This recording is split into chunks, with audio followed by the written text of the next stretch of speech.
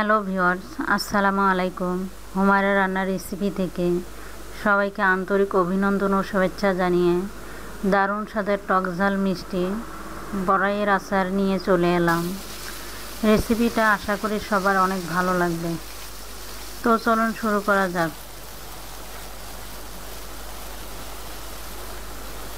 আমি এখানে 1.5 কেজি বড়াই নিয়েছি। এগুলো রোদে 3 দিন শুকিয়েছি। এখন পানি দিয়ে ভালোভাবে পরিষ্কার করে নিয়েছি। এভাবেই করে সবগুলো বড়াই আমি ফেটে নেব।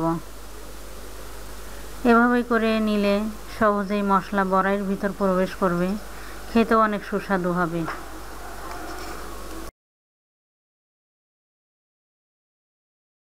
প্রথমে চুলায় একটি কড়াই বসিয়ে কড়াইটা গরম হয়ে এলে পরিমাণ মতো তেল দিয়ে দিচ্ছি।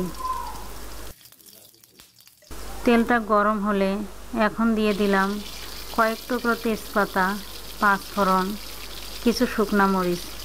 এগুলোকে ভেজে নিয়ে দিয়ে দিচ্ছি আগে থেকে পরিষ্কার করে রাখা বড়াইগুলো।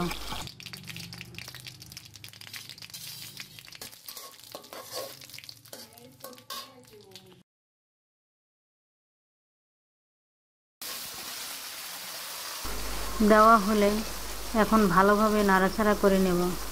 এরপর দিয়ে দিচ্ছি 1/2 কাপ শুকনা মরিচের গুঁড়া।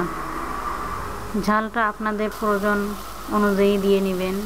আমি বড়াইয়ের টক ঝাল মিষ্টি আচার তৈরি করব, এজন্য এখানে ঝালের পরিমাণটা বেশি দিয়ে দিচ্ছি। এখন ভালোভাবে নাড়াচাড়া করে নিচ্ছি।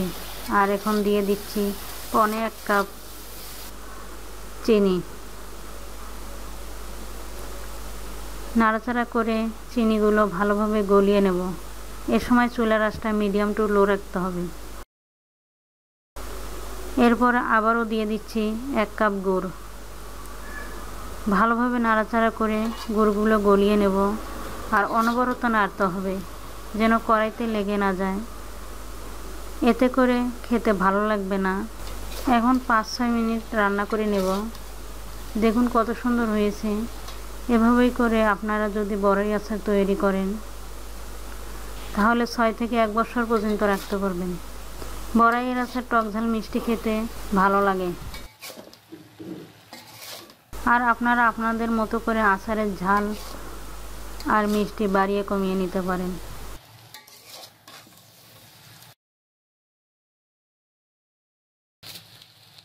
খুবই লোভনীয় আর মজাদার বড়াইয়ের টক ঝাল মিষ্টি আচার।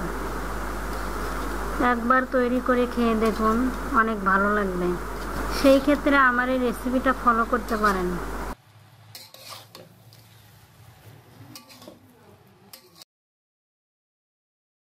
এ পর্যায়ে ছড়িয়ে দিলাম সব ধরনের মশলার গুঁড়া 1 চামচ।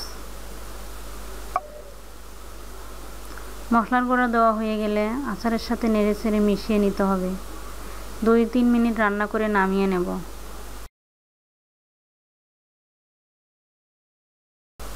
হয়ে গেল আমার লোভনীয় মজাদার